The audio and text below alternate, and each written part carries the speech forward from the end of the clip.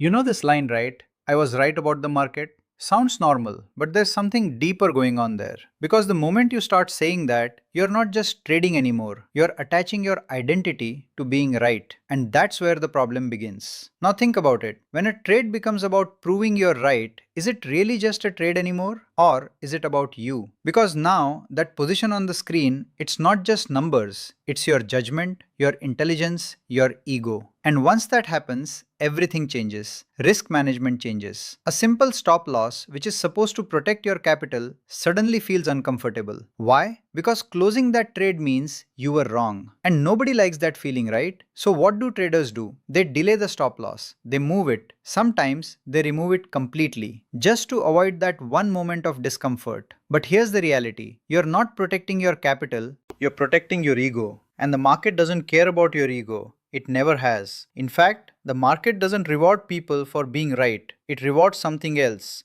discipline. The ability to manage exposure, accept uncertainty, and change your view when the market changes. Now look at professionals, institutional traders. Do they sit there trying to prove they were right? No. They don't defend their opinions, they defend their capital. Their view can change in minutes, but their risk discipline never changes. That's the difference. So the real question is, when you're in a trade, are you trying to be right or are you trying to survive?